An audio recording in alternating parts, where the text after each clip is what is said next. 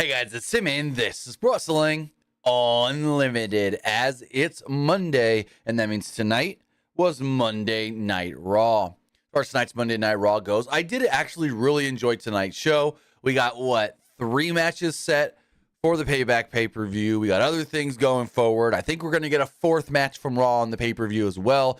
Pretty sure we're going to get that rematch of Gunther and Chad Gable, which, if that match is anywhere as good as the match was tonight, and we know because it's pay-per-view it's going to be even better. Oh, I can't wait. But I thought it was a good Raw tonight. I enjoyed the entire show, and they did some, in my opinion, good things with building stuff up. But we got Luke over here as well. Luke, what did you think of tonight's show?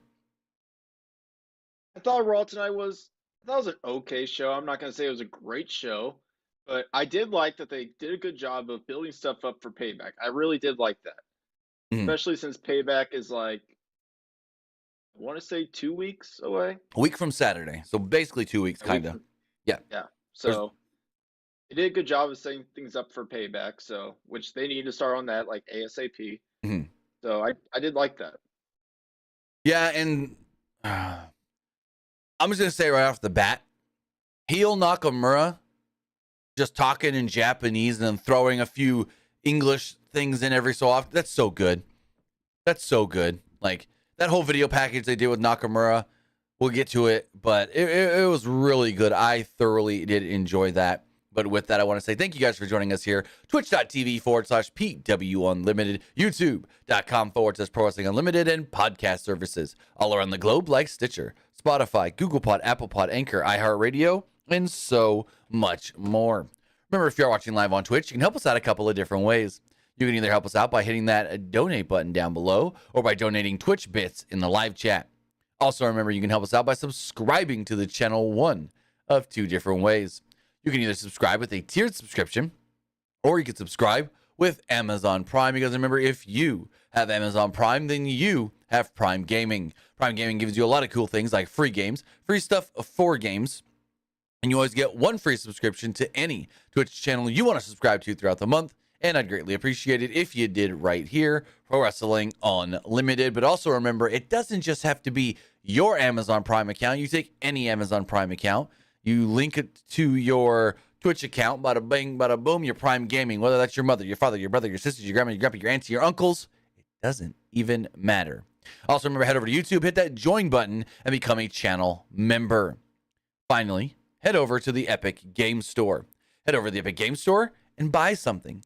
Whether you're pre-ordering a new game like EA Sports FC, buying a new game like Remnant 2, maybe you're claiming one of the free games, Black Book or Dodo Peak, or maybe you're getting Becky Lynch and Bianca Belair in Fortnite. When you do, use this code right here, PW Unlimited at checkout, and you will be supporting us at no extra cost. Remember, Becky and Bianca are both in Fortnite right now. We don't know exactly how long they're going to stay available for, but when you go to Fortnite, go to the item shop, scroll all the way down to the bottom. It's going to ask you if you have a creator code. Put this one in, then scroll all the way back to the top and get Becky and Bianca. I do want to say thank you to everybody that has been doing it using our code. I really do appreciate that. That does help us out tremendously. Also, remember, head over to pwunlimited.co/WrestleQuest. That game is coming out tonight. Technically tomorrow, but honestly, I think the game should be going live to purchase in the next 30 minutes or so. If everything is going according to plan, it should be dropping at least on Steam at midnight Eastern, but it's also going to be on Xbox. It's also going to be on PlayStation, Switch, mobile devices through Netflix. And yeah, go play WrestleQuest. pwunlimited.co/WrestleQuest. We are represented in the game, so go check it out. But with that, we've got Monday Night Raw to talk about that kicked off with Sami Zayn, and this man just soaked all of this in. Sami Zayn kicks off the show in Quebec City, his home province. Now, I'm not from Canada, so what's the difference between a province and a city? Is a province like a county? I don't know. Someone in the chat, correct me. Let me know. Also, Dwayne says, tell Luke to turn his mic up. That's on my end. I can turn him up. I had him turned down because I was recording something else with somebody, and so I had it turned down for other things, but we'll fix that once Luke starts talking. But Sami Zayn got a hero's welcome, thunderous ovation, and he went for about 5 minutes just soaking it all in. And then eventually he started talking. Zayn welcomed everybody to Monday Night Raw in French and then was, well, interrupted by Judgment Day. Judgment Day surrounded the ring. Finn actually came out with them because he hadn't been the last couple of weeks. And they surrounded the ring. They all got up on the apron, and Sami laughed, going, really? You thought I would come to Quebec alone? And out would come Kevin Owens. Kevin Owens would make his way out to the ring. Owens took out Dominic Mysterio and Finn Balor, chucking them both into the barricade. Zayn avoided a Damian Priest chokeslam, and Owens gave Priest a stunner. Owens got a massive ovation from the crowd, as we hadn't seen him in about a month now, I think it is. It's been about a month that Kevin's been out of action. Technically. I mean, he did work last Friday at Dark Match at SmackDown, and then he worked Saturday, a live event show as well. But been about a month on television. We haven't seen him. Owens said that it's been far too long since he's had a match on Raw, so he wants to challenge any two members of the Judgment Day to take on the tag team champions in the main event tonight. Judgment Day seemed to be on board. Owens then swore at them in French, and the crowd cheered. What do you think of this opening segment of Monday Night Raw? I will say, I'm honestly glad that Kevin Owens isn't out long term, because I was honestly worried that he was going to be out long term and they would have to strip them of the tag titles. So on that, real fast. We knew he wasn't going to be out. At least I assumed he wasn't going to be out long term, just for the fact that he was able to work with the injury prior to taking time off. And when WWE realized, or Triple H or whatever, hey, we're not going to have a tag title match at SummerSlam, so why doesn't Kevin take time off to try and heal? So that's the whole thing of it. When we found that out, then we knew it wasn't going to be for long. And I liked the reaction that Sami Zayn got. I really did. That was just fan-freaking-tastic right there. But also, cool that they don't have to strip them the titles, because I was really worried that was going to happen, and that would suck for them. Right? Because it's like, we saw Kevin was out nursing a rib injury. Then Sami had that elbow thing that it doesn't look that bad this week. Actually, I didn't even notice the bursa sack. So hopefully he's all cleared up from that. But he was able to work with that injury as well. So, yeah, all seems good for the tag team champions. A lot of people thought that Sami Zayn injury was like a torn tricep, the same thing that John Cena had. No. I can see why people would think that, though. Yeah, but it's nothing serious, so everyone's good. So WWE announced and thanked the fans for WrestleMania ticket sales. They have broken the all-time gate record, selling well over $21 million in tickets. Michael Cole said tonight they have passed 92,000 tickets sold. And this is the last time I'm going to say this, because I saw people again tonight on Twitter. You can't compare WWE selling 92,000 tickets to a two-night event to AEW selling about 80,000 to a one-night event. So, not comparable at all, because if we take just one night of WrestleMania, then maybe we get about 50,000 right now.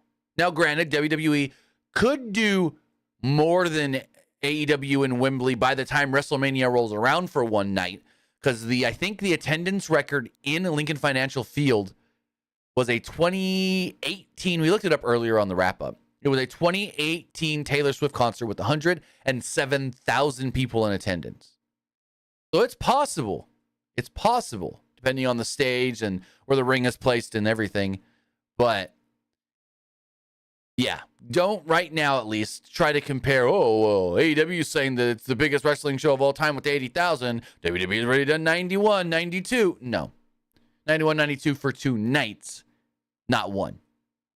So it's the last time I'm going to address that. It's like the fourth time I've done it, because I keep seeing people talking about it uneducatedly on Twitter. I feel like it's mainly just the people just trying to poke fun at AEW, though. Oh, for sure. I'm gonna sneeze here for a second. Whew, excuse me. This then led to a tag team match. It was Kofi Kingston and Xavier Woods of the New Day taking on Drew McIntyre and Matt Riddle. Now, did we actually get a winner? Or was this like a double DQ? Because both teams got laid out by the Viking Raiders. But I never heard, and your winners are, yet, I mean, if you want to be technical, Drew and Riddle got attacked first. So they should be the winners? I would call it double DQ'd. Yeah, no? No contest? I mean, they did kind of say, like, here are your winners, but then, like, Did the they? New Day got attacked. I'm pretty sure, yeah. Okay, so I didn't hear that then. Because I know Kofi at one point was going for the pin on Riddle, but I didn't notice, and maybe I zoned out and wasn't fully paying attention. I didn't notice if the ref actually counted the 3 or not. Because if that's the case, then New Day should be the winners. The McIntyre, this match itself went 9.5 minutes. McIntyre tossed Kofi and Woods all around the ring. Riddle was pumped and gave McIntyre a big hug at one point, to where Drew hugged him and then gave him a belly-to-belly over the top rope to the outside on top of New Day. That was pretty funny and very innovative. I mean, we've seen stuff sort of like that before, but I like the way they did it. McIntyre then grabbed... Oh, I already read that. McIntyre smiled. Riddle was excited, giving him a big old thumbs up, and we went to a break. Coming back, New Day were in control over Riddle. Kingston came off the top, but Riddle nailed him in the face with a lifting knee strike. Riddle then gave Woods an avalanche fisherman's suplex.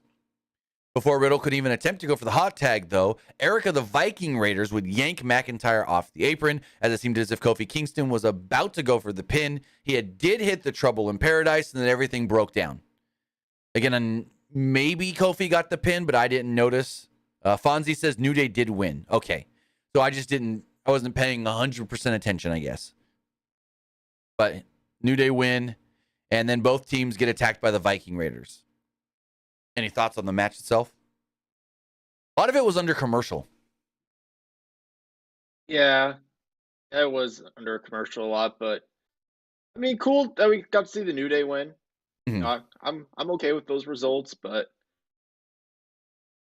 man, I feel really bad for the Viking Raiders because I know I'm jumping ahead a little bit, but I'm pretty sure next week the New Day they're going to be facing the Viking Raiders again. Yes. Pretty sure. Yeah, they And said that on later on. but it's pretty obvious New Day is going to pick up that victory, which sucks for the Viking Raiders though. As we move on, Jackie Redmond interviewed JD McDonough and Finn Balor in the back. She asked if McDonough's involvement was creating more tension within the Judgment Day. McDonough said, I've known Finn just about all my life. He's more like an older brother to me than anything. And I hope that my involvement actually can make Judgment Day stronger. Balor was offended by Jackie's question and reminded her that they laid out Zayn and Rhodes last week thanks to JD. Ripley then interrupted and was like, hey, we need to go talk. We need to get on the same page, this and that. And then JD looked like he was going to walk with them. This was weird. I don't know if this happened for anybody else, but JD was going to walk with him. She goes, no. And then all of a sudden it cuts and it's like tomorrow night, NXT Heat Wave. And I'm like, well, that was kind of weird. Did that happen to you? Just randomly Rhea said no, and then it cut quick to an NXT commercial? I didn't notice that for me. Yeah, so granted, I was watching on the USA Network website on my computer. And so when they go to commercial or when they're during commercial, their commercials are a little different sometimes. So maybe whoever's running that stream hit the commercial button half a second too early or something. But like Rhea put her hand on JD's chest, like right here, like, no, you're not coming with. And she's like, no, tomorrow night. And I'm like, whoa, well, that was kind of abrupt. But more, I don't think I noticed that. I'm pretty sure I was doing dishes at that point, but I don't think I noticed that. But yeah, more tension with JD McDonough, and it builds even later on in the night. So I don't know where this is going to lead to. Someone's getting kicked out. I doubt they're adding a 5th member. Is it Finn getting kicked? Is it Damian getting kicked? I feel like it's going to be Damian. I know a lot of people kept seeing reports saying like, oh, like Damian Priest is gonna get kicked out of the Judgment Day, and they're gonna Now, add JD. Then like I saw other reports saying that like WWE has no plans of like kicking anybody out of the Judgment Day. because there are no reports. Like, the reports are fake reports. I've seen those reports saying, oh, Damian Priest is going to get kicked out of Judgment Day and turn babyface. Yeah, those are all made up stuff. That's not from anybody credible. It's from like a e-wrestling news or something that makes stuff up. Brad Shepard. Oh, don't get me started on that guy. I'm pretty sure he blocked me on Twitter because I told him his stories were fake. Cool. He's only had 2 real stories. The XFL one, and I think there was a Goldberg story he got right. Other than that, I don't think he's gotten anything else correct. Maybe like semi-correct on certain things, but yeah, no. The guy's horrible. Or stuff that's like already been reported and he tries to claim it. Yeah. Oh, well, so-and-so reported this because I told them that in DMs and they stole it from me. Which that does happen because I've had stories by top wrestling reporters stolen from me. I just say it. I mean, it does happen. We got a Shayna Baszler showcase video showing her beating the crap out of people. I did like some of the spots here. They made it look like Mortal Kombat. As far as like, I think there was one spot where she kneed Natalya in the face, and they like cut it to make it look like her skeleton head and like her jaw breaking and this and that. And there was 1 or 2 other spots like that as well. She said at one point, "I'm not here to be your hero. I'm here to set it all on fire." I liked it. Hyping up Shayna Baszler as a badass killer. Basically going back to her old like NXT days. Yep. Which Is great. I love. No. When Shayna Baszler was the NXT Women's Champion, I felt like she was one of, if not the best female in the company. In my opinion, at least. Oh, she was. She really was. Mm. Gunther cut a The promo only back. person that could really Go for like it. the only person that could really beat her for that title back then was probably Becky. Yeah. I mean, Rhea eventually did, but Rhea hadn't even I hit. miss Black and Gold. Oh, I miss yeah. Black and Gold in NXT. I really do. Gunther cut a promo backstage. He said he was building his lifelong legacy, and Chad Gable would make a name at his expense. Wouldn't make a name at his expense. Gable's fairy tale was going to end tonight. Byron Saxton then interviewed Gable, Otis, and Maxine, who both stepped in to talk very highly of Chad Gable. Maxine or Otis was like, if there's anybody more deserving for this opportunity, it's Master Gable. Maxine said she wouldn't be where she is today without Chad Gable. Gable then blushed and said, well, there's only one last thing I need to say before we go out there. Thank you. And so he went out for his IC title match. WWE then talked about how John Cena is returning. John Cena will be on the September 1st edition of SmackDown, not this week, but next week. And according to Cena, he's working Superstar Spectacle and is going to have a match because he said he's going to wrestle for the first time in India. So I wonder who he takes on. I know that show is going to be a Raw branded show. So what do we get? Him versus Austin Theory again? The Miz? I don't know.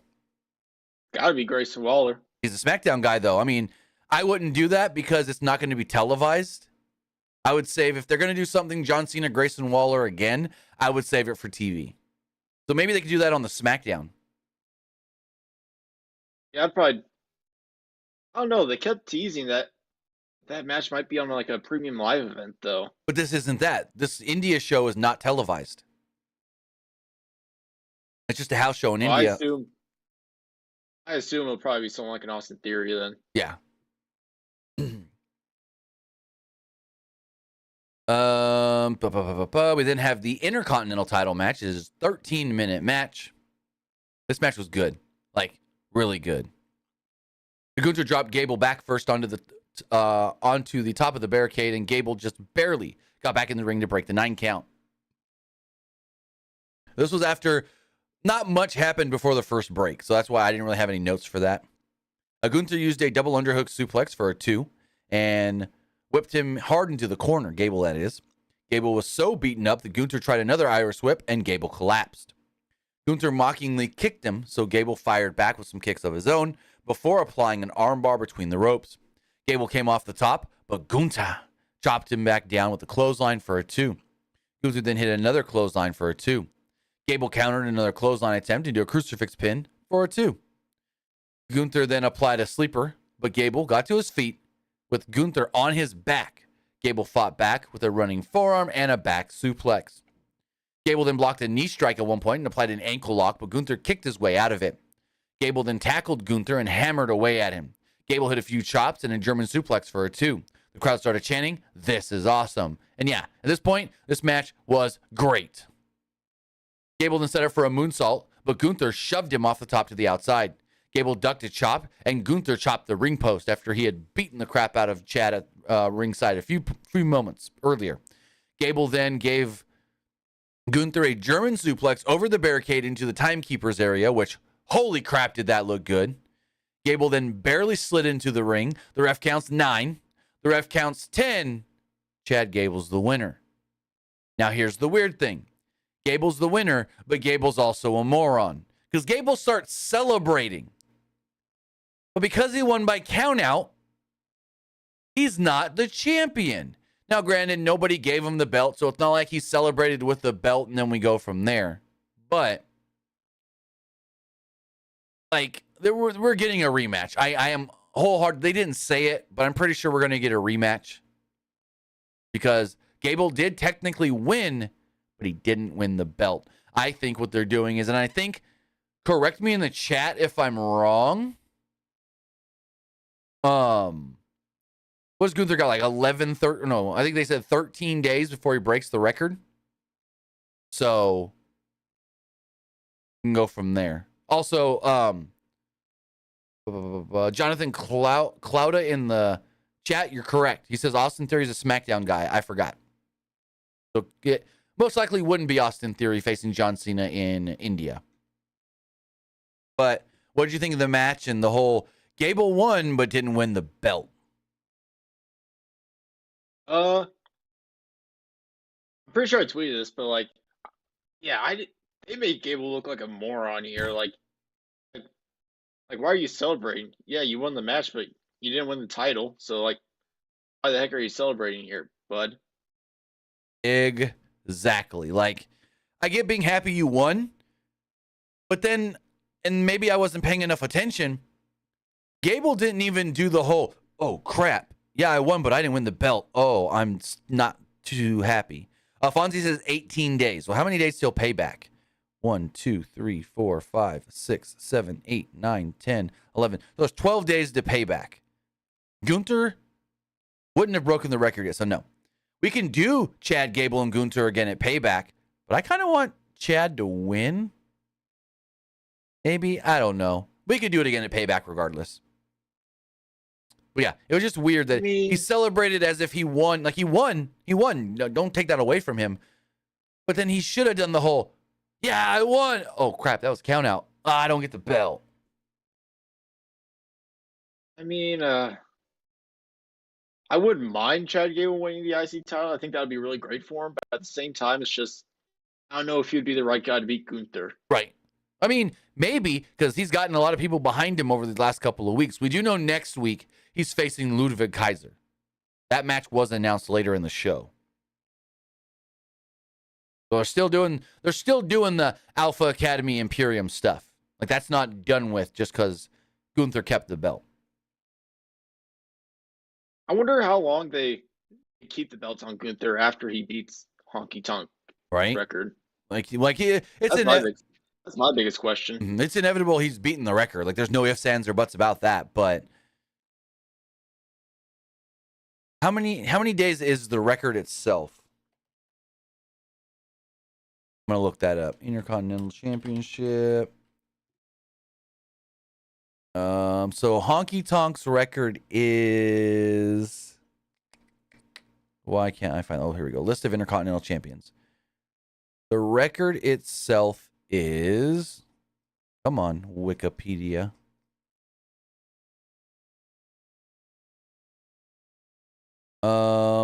454 days is the record. Gunther is at 437. Now, if they want Gunther to be the overall longest reigning Intercontinental Champion of all time, Pedro Morales held the belt twice for a combined reign of 619.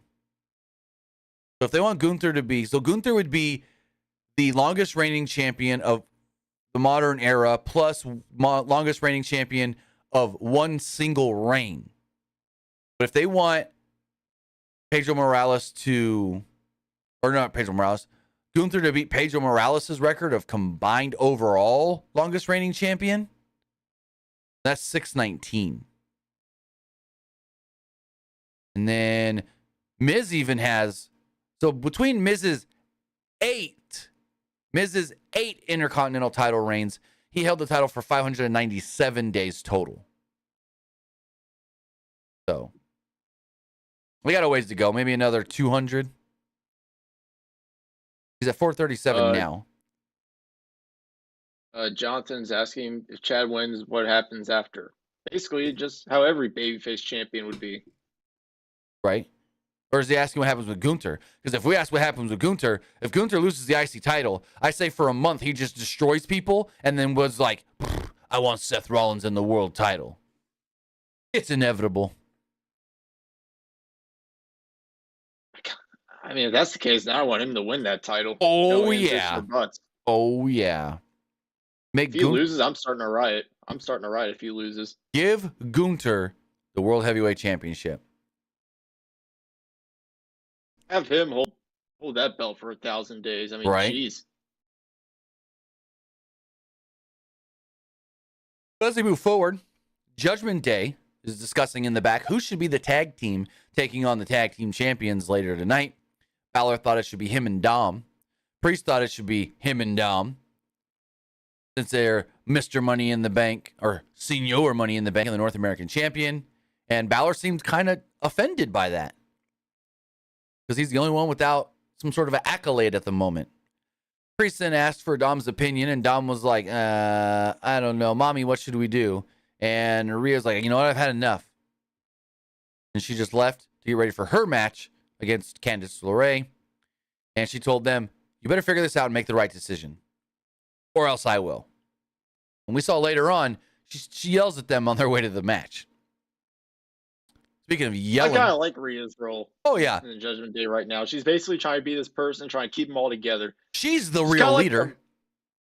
She's like the mom in every household. Like, you guys better like each other. You better like each other.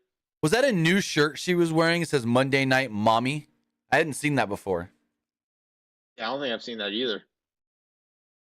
So, speaking of screaming and yelling and not getting along, Gunther screamed at Imperium backstage before leaving. Ludwig Kaiser said he was going to make things right and asked Giovanni Vinci what he planned on doing. Vinci looked around all confused like, oh. But Ludwig's going to fight Gable next week. This then led to a Cody Rhodes segment. Saxton interviewed Cody Rhodes. Rhodes said that Balor sat on him like he was furniture last week. And Rhodes wondered what McDonough's problem was and said he looked like a Funko Pop. I guess because his head's a little bigger than his body. Rhodes didn't want to continue this backstage and had Saxton follow him through the curtain and out onto the stage. Rhodes greeted the fans in French. Rhodes also gave Cole and Wade Barrett a little bit of a shout out. Rhodes said the Judgment Day had the numbers advantage, but they wouldn't here in Quebec City. Rhodes said tonight was all about Owens and Zayn. He would have their backs if they needed it, because he wants to see the Judgment Day fall. So at that point, I was like, so is Cody going to be at ringside or not? And he wasn't. Any thoughts on this Cody segment before we get into the awesome Nakamura video? I honestly like this segment. I like the part where they're like backstage and they're just walking through like going into the audience and stuff. Right. I like that. I really did. Like, it's something new, like, for people to see, and for like, especially for like people who like don't know what it's like for like people to like go out to the audience from like a wrestler's point of view, but it gives them that good experience. Well, and they've also been doing that Cody gets interviewed on the stage thing for the last, 3-4 weeks? Because he's been interviewed out there by Kathy Kelly. He's been interviewed out there a couple times by Jackie Redmond. So there's been something they've been doing with Cody as far as like interviewing him on the stage in front of the people. Because Cody's the man of the people. Even though he's a nightmare, they still love him. Then we get this just awesome Shinsuke Nakamura video. I love determined, heel, Japanese-speaking Shinsuke. And they had subtitles in English, so we knew what he was saying. But Nakamura says that Seth acted like he had it all, but Nakamura knew his weakness. Nakamura said, "What did I whisper to Seth? I know about your back." Nakamura said that Rollins' back has been broken for many years, stating, quote, "He lives in pain. And this pain creates a void inside of him that nothing can fill. No matter how successful he is still in pain. He's in pain when he hugs his wife and holds his child. Rollins' worst fears were coming true because he knows Nakamura can break him once and for all. Nakamura said he had a void too. They both live by the same code that others do not. That code is displayed along the back of Seth Rollins with his tattoo. The same back that was failing him. He said Rollins tried to live by that code, but his body is crumbling under the pressure of his own vanity. Nakamura said, quote, "Are you satisfied, Seth, with what you have done with your life?" Nakamura said he would not be satisfied until he takes this burden from Rollins and breaks him once and for all. And then he closed it by saying, "Watch your back." The match was then officially announced for Payback. This was great. I loved this. Almost like a demented Nakamura who's like, "I'm going to take everything from you to actually help you." What'd you think? I loved it. This honestly reminded me like when Kenny Omega was in New Japan and like he would like first part of his promo he would speak Japanese and towards the end he would start Yeah. speaking English. That's what this reminded me of, and I loved it. Also, remember, we'll get more into this in a minute because Seth talks about his back later. He said on the Logan Paul podcast, he's been dealing with the back injury for years. Like, this is something we've known. So it's not something new or a storyline. This is something real that Seth has been dealing with for a few years now. That interview was actually pretty good. Yeah. Then we had Rhea Ripley versus Candice LeRae. The match itself in 1 minute and 20 seconds. Candice got a little bit of offense, then got just demolished, and there we go. So then Raquel comes out with a crutch, and we all know what this means because she's been injured for weeks, but never with a crutch. So what? Is your injury getting worse? She walks down with a crutch, kind of not in a good way, like she's not limping properly to sell it well. And then she throws the crutch at Rhea and attacks. She shows that the leg is fine. She lays out Rhea Ripley, who rolls out of the ring after the two fight in the ring for a moment. Raquel then says, "Hey, in case you couldn't tell, I've been cleared to compete. And don't worry about anything else. I already talked to Adam Pearce, and I'm going to fight you at Payback, and I'm going to take your belt." Cool. I'm nothing against Raquel. I don't see her as a champion right now. I just don't. I just see her as another chick on the roster. So she better not beat Rhea. I mean, I don't know if I'd go that far. They haven't done anything. Like, yes, she's former tag team champion. But aside of that, what have they really done to make us care about Raquel Rodriguez? Other than she likes to show off her back and smile. I remember when they first brought her up, like she had like a decent feud with like Ronda. Yeah, but other than that, it's like, okay, her and Liv were tag team champions. Her and Aaliyah were tag team champions, but not in a way that we were supposed to care or that we cared at all. So it's like, I mean, she's got something. I will say that. She's got something, a connection with the fan base and everything. But right now, They need to build her up more before they put a title on her. So Rhea better win this. I will say Rhea should win the first match, but maybe like depending on the type of reaction that Raquel gets at Payback, Right. maybe you'd consider putting the belt on her in the future. Well, Tommaso Ciampa cut a promo. He spoke about being this close against Gable, who got an IC title shot, and against Nakamura, who gets a world title shot.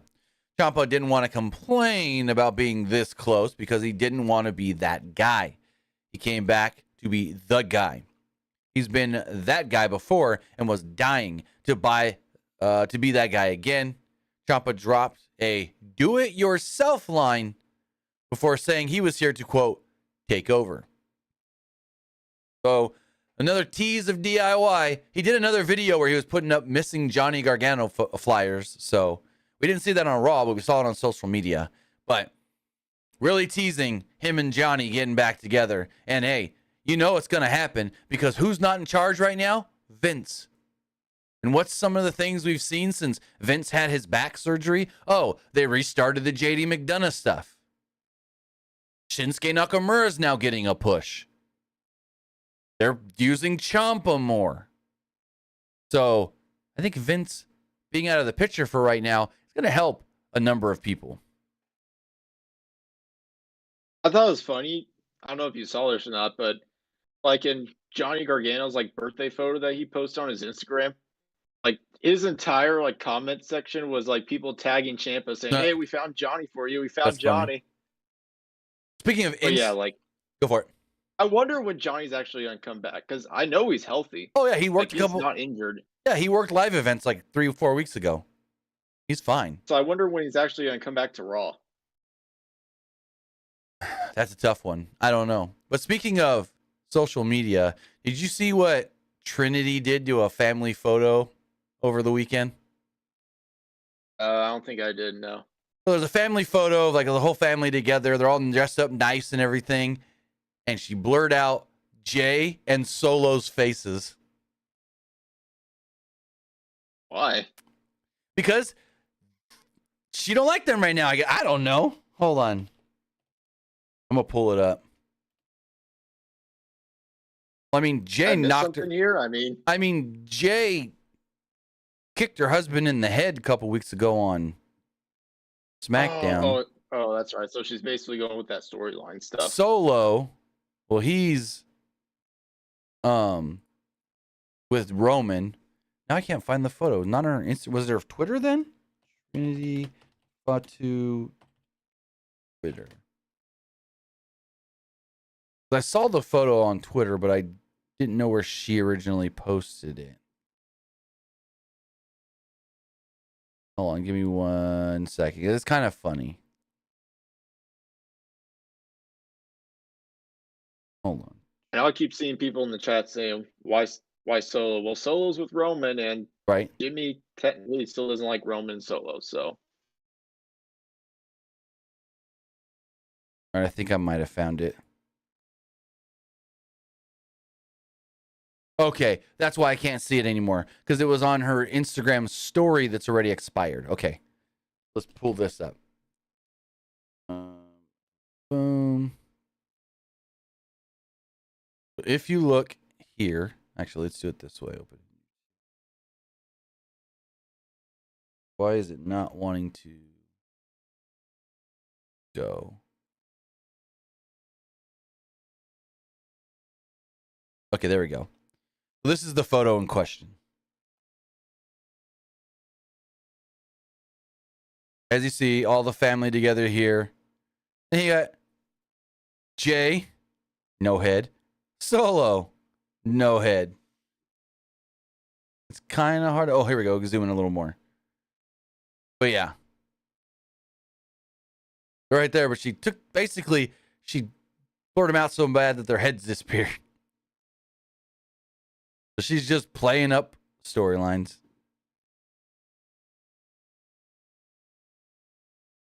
But as we move forward, back talking Monday Night Raw, Miz came out and said he was a trendsetter, while LA Knight would be remembered as a blip on the radar. Miz rambled about the same things he always does before, saying he got to handpick his opponent tonight. Somebody stronger, faster, better, bigger than, what's his name? LA Knight ever faced. And out would come Akira Tozawa. Like, oh, Lord. Also, Mr. Banks says, was Jimmy in that photo? Yeah, well, let me pull it back up really fast. Jimmy was with Trinity on the right side. Right here, look. Jimmy's right here. There's Trin. There's Jimmy. But as far as all this does go, Akira Tozawa entered. Miz called Tozawa a former 24/7 champion. And it was unfortunate that the title doesn't exist anymore. Just like, well, LA Knight. Because he said the title was a throwback to the Attitude Era, and that's what LA Knight is. Miz asked Tozawa some questions, and Tozawa kept responding, yeah, which eventually pissed off the Miz. And then we got a 7.5 minute match, well, almost 7.5 minutes. Akira Tozawa versus the Miz. So Knight entered as the match had started. This distraction allowed Tozawa to dropkick Miz out of the ring and hit a suicide dive. Knight tossed some tissues at the Miz. I found this very funny, and as a fan of heels, I found that as like a heels reference, kinda. Because there's a scene in season 1 where the crowd throws the little tissues at one of the top wrestlers. Anyways, spoiler. Miz was in control after a commercial break. Tozawa fought back, and Miz got his knees up on a diving senton attempt. Miz then started yelling at Knight, so Tozawa just rolled him up and pinned him to pick up the victory. Not much to the match at all. It went almost 7.5 minutes, and nothing to it. What'd you think? I mean, yeah, really nothing to it. You want to know something? You know, with WWE always sending like guys back to NXT, they should honestly consider sending Akira Tozawa back down to NXT. I feel like that'd really benefit him. Yes, I agree. So then afterwards, Miz is arguing with the referee. LA Knight comes in, hits him with the BFT, the blunt force trauma, and the crowd goes wild. They love them some LA Knight. Yeah. I still kept seeing people on Twitter complaining why he lost to Austin Theory last Friday. Yeah. It was inevitable. It was literally just storyline for him and the Miz. It wasn't like just him losing a regular match or anything. Exactly. Hey, remember the last person that had a big feud with the Miz? He ended up getting a world title shot. Logan Paul. Logan Paul beat the Miz at SummerSlam last year and then challenged Roman Reigns in Saudi for the belt. So maybe this is leading to LA Knight challenging Roman Reigns for the belt. Which we all know he's probably going to lose that. Oh, for sure. So McIntyre and Riddle are in the back, and McIntyre's kind of like, I don't want to be a tag team. I don't want to do it anymore. He said it was fun, but not what he wants. This then led to the New Day popping up, and they were like, whoa, you guys did good out there. We really enjoyed facing you, and we would love to do it again. Next week, we're going to face the Viking Raiders, but after that, we'd love a rematch. Also, we've got a suggestion for your tag team name, Mick Riddle. And I was like, oh, yeah, that's kind of dumb. Riddle loved it, though. McIntyre, I couldn't really gauge it. Like, he didn't think it was bad.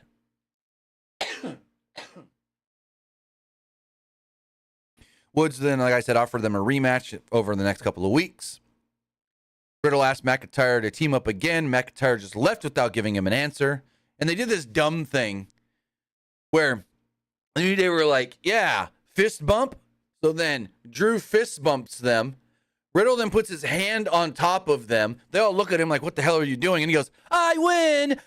Scissor or paper covers rock. And I'm like, you're just making this guy dumber and dumber every freaking week.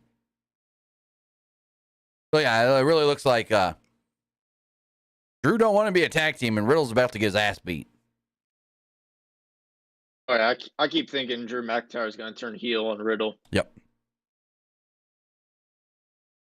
Like, did Drew ever say like he didn't like want to turn heel or something? Drew had mentioned in a recent interview that if he were to, he would want it to be for the right reasons and the perfect story. He You basically feel like this said, would be like the perfect story? well, if it's going to lead to him challenging Seth for the belt. He basically said he doesn't want to do anything anymore in his career in WWE if there's not like a flushed out purpose and story. Like he doesn't want to just go in week to week just doing random stuff. So we'll see. I don't think some of the stuff that he's been doing recently has been like all random. No. He had a match at WrestleMania against Gunther for the IC title. Yeah, the triple threat was Sheamus. Yeah, so that wasn't random at all. No. So Ripley is in the back. She asked Priest if they made a decision. Priest said no because Balor didn't trust him and wanted to go talk to JD. Priest didn't really trust Balor either, though. Ripley was annoyed and said that they're going to do things her way. She left without explaining what that means. So out would come Becky Lynch. She said the person who is considered the best ever comes down to legacy. Lynch said her legacy wouldn't be defined by wins and losses or even by championships. It would be defined by her survival. She can break her bones and get put on the shelf, but she's always going to come back. She said, I'm unstoppable. Not because she's always won, but because she's always willing to fight. Lynch said that she had Trish in a cage at Payback, but still had an issue to settle with Zoe Stark. This then led to Trish and Zoe coming out. Stratus said that she was happy to be north of the border, away from these USA holes. And then she looked over at Zoe, and Zoe didn't even sell it like, hey, I'm a USA hole. That was kind of a missed opportunity. Stratus then turned on the city, going, yeah, but I'm here in Quebec City. It's not like I'm even in actual Quebec or Toronto. They booed her. She said some Maple Leafs references. I don't follow hockey, so I don't know. I think she mentioned Justin Trudeau. And yeah. The crowd chanted something in French. I don't know what. Stratus, who claimed she didn't understand, said something back to them in French. Stratus said that she would prove that she was the greatest of her generation and the current. Stratus said at Payback, she would get her payback and do it in her first ever cage match. She admitted that she was a little scared, but she was scared when she debuted 24 years ago, at 24 years old with no experience, and she killed it. She said she was scared when she first main evented WrestleMania, and she killed it. Stratus once again found herself in a position where she had to prove herself.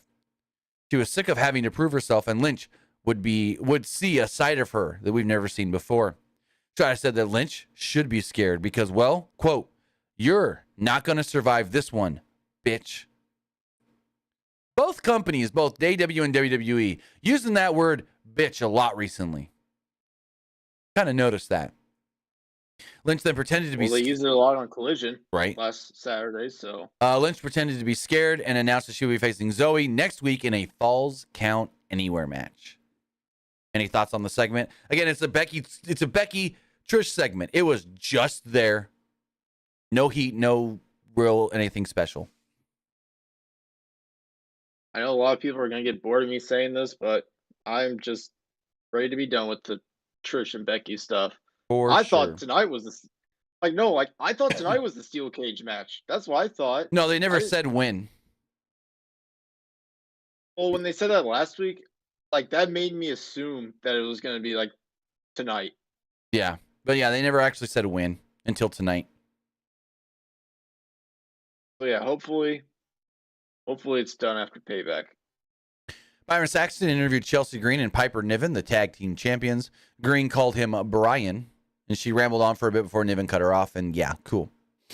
We then had a 1.5-minute match, non-title, Chelsea Green and Piper Niven against Caden Carter and Katana Chance. I'm going to say right now, I like this duo of Chelsea and Piper because we got the whining, nagging, whatever Chelsea, and then the I'm just going to beat people's ass and be the one in charge of this team, Piper Niven. So I'm really liking it already after a week or so. Carter and Chance hit a nice double team move on Green, but she wasn't a legal person. Niven then took out Carter and pinned her after a running crossbody. No, pinned Katana after a running crossbody. So yeah, the match ends. Piper grabs Chelsea, throws her over her shoulder, and just walks out with her. I thought that was funny as hell.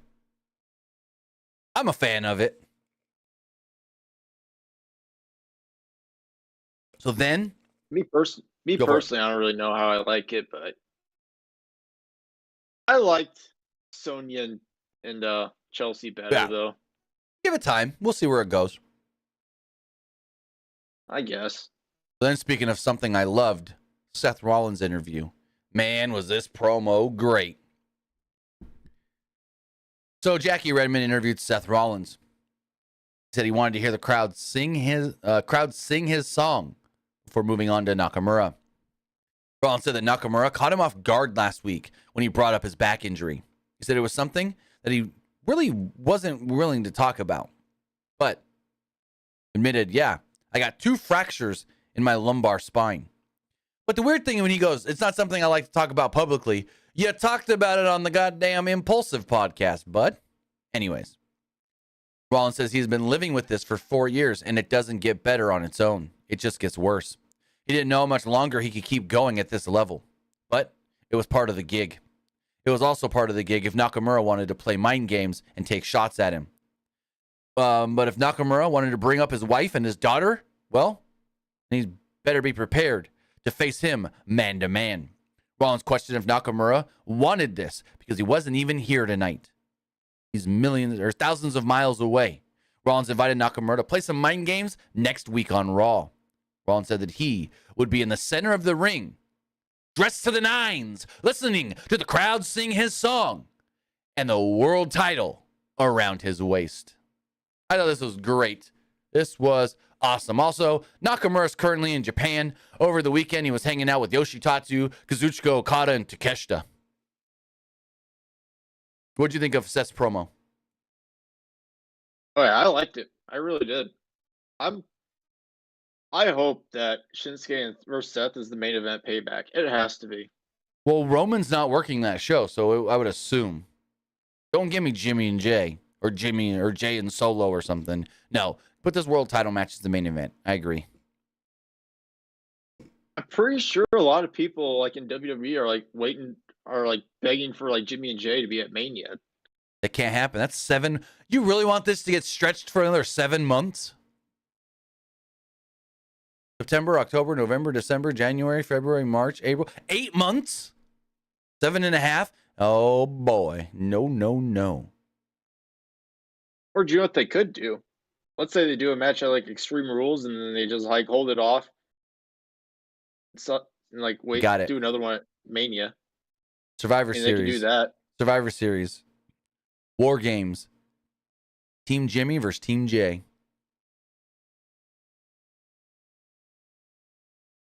Who would be on each team though? Oh, I have no clue. I feel like War Games should have something to do with the Judgment Day this year. Yeah, me too. Maybe that's like Because like the Bloodline's no longer a thing. right. So. Maybe like that's the match that gets Judgment Day back on track or something. Oh, okay. No, they kick out Damian, add JD, and then it's the Judgment Day versus Team Damian Priest. That'd be cool. And but like that'd be like Damian and Kevin Owens and Sami Zayn. And then Cody. Because Cody didn't get to do. Cody's still never done a War Games. He was supposed to do it in AEW. Then the pandemic hit. He didn't get to be in it last year because he was injured. Cody still needs to do a damn War Games match. Yeah, but that would only be like 3 people on Judgment Day, though. You could add one. more person. You can add one more. But regardless, it's like, okay, if that's the route they would go, how do you convince babyfaces to team with Damian after he's been screwing with them for so long as a heel in Judgment Day? That's the big question. I mean, I'm sure they'll just be like, hey, I'm sorry, but let's take down the Judgment Day. And they can be like, all right, let's do it. So. Announced for next week. Falls Count Anywhere, Becky Lynch and Zoe Stark. Chad Gable will also take on Ludwig Kaiser. They'll be in Memphis, Tennessee. Oh, man, they're going to be in Memphis. Please bring Honky Tonk Man to this show and have him have some sort of a thing with Gunther over the IC title record. That would be cool. I think he lives in Memphis. Have him sit in the crowd watching like Gunther's match or something. Well, Gunther, I don't think has a match because it's Kaiser, and unless he faces Otis again. I'm face Otis or like somebody else. He doesn't live. Honky Tonk doesn't live in. Well, hold on. No. That's where he was born. I don't know where he lives. I'm pretty sure he still lives in Tennessee, though.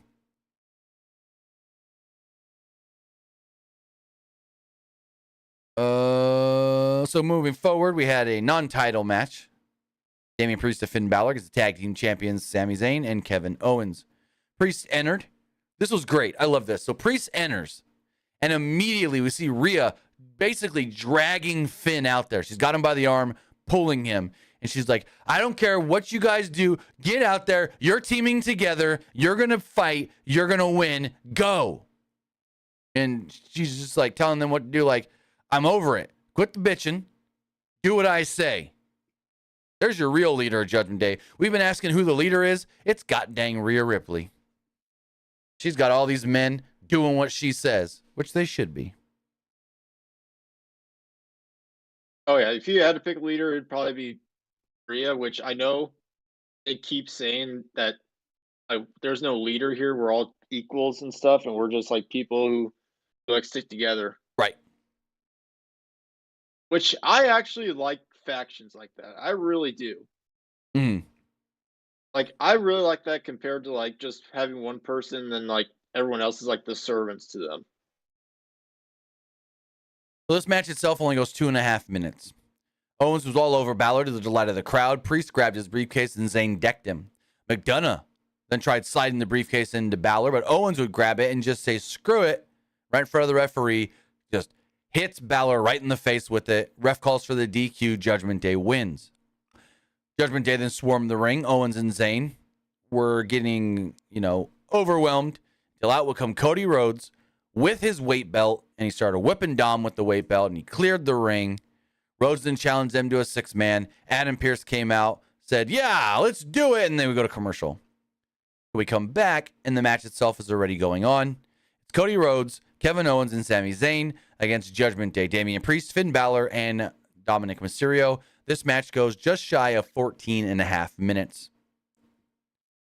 So Judgment Day took turns hitting moves on Owens until Ripley, who body slammed him at ringside, kind of put them more in control as we go to a break. After the break, Owens dropped Balor on the announce desk, but Priest tagged in and prevented a tag. The crowd chanted for Owens, who super kicked Balor. Balor fell into Rhodes, who fell off the apron. Zayn made the tag and hammered away at Priest and then knocked his partners off the apron. Zayn gave Priest a tornado DDT and got a 2 off of it. Balor distracted the referee, allowing Ripley to yank Zayn off the top rope. Priest followed this up with a big old choke slam, a South of Heaven choke slam, but Owens barely broke up the pin. Owens then chucked Balor out of the ring, but Priest clotheslined Owens. Dom tagged in, but Zayn got his knees up on a frog splash attempt. Rhodes then appeared on the apron, and Zayn made the tag. The hot tag, that is. Rhodes hit Dom with a disaster kick before hitting both Dom and Priest with a double Cody cutter. Cody then gave Balor a crossroads before Dom tried a schoolboy for a 2. Rhodes then gave Dom a crossroads. Zayn then gave Dom a haluva kick, and Owens finished him off with a stunner and the pinfall victory. So the match ends. Not much of a post-match, really. Judgment Day try to run off. Sammy grabs the mic and says, hey, Judgment Day, better luck next time. Hey, bud? Zayn then thanks the crowd and posed with the title belts as the babyfaces embraced at the end of the show. What do you think of the main event? Oh, I thought the main event was good. I really did. And I really like that they still kept that like hometown like connection to like Sammy. I really did. Here's my question to you, and I saw some people ask this on Twitter. Are you happy with what they're doing with Cody Rhodes, or does this feel random as they're trying to just stretch out whatever Cody's going to do till whenever Cody's ready for Roman or Roman's ready for Cody? Because I saw some people go, oh, this again? Why is Cody involved? What does this even have to do with anything? Like, they're just trying to find random things for Cody to do. I don't believe it's random. I mean, I feel like if Cody was involved with any other title, I feel like to me that would hurt Cody because he keeps saying that like I have to beat Roman to finish the story, and I feel like if he went after like any other title in WWE, it would feel like a consolation prize to me. So I feel like having him keep doing like these rivalry matches, so and have him win these matches, so it would make him look good for whenever like he goes back to Roman. Right, and Like, do you agree? I get that. But at the same time, it's like, well, they can just do like a Brock Lesnar thing where Cody's talking and someone just randomly attacks him and they start a feud from there. Because I do feel like it's a slight bit random that he's helping Sammy and Kevin. Like, why though? I get it. He teamed with or he faced Judgment Day, more Dom, at Money in the Bank, but that was like months ago. So it's not like Judgment Day's been messing with him. That's the whole thing. It's like, I don't mind it, but I would like something more solid for Cody, if that makes sense. I'll just give it time though. Right, of course. With that, guys, that is everything that did take place tonight on Monday Night Raw. And with that, you know what we thought of the show. Now it's time to hear what you guys thought of tonight's Monday Night Raw as we go and look at the polls. So let's refresh all of these. Refresh. As far as the Twitch poll does go, 100% liked the show. Looking over at the Twitter poll. Wow. 45% thought it was just all right. 43% liked the show, and 10% didn't like Raw. Looking at the YouTube community poll. Well, that's weird.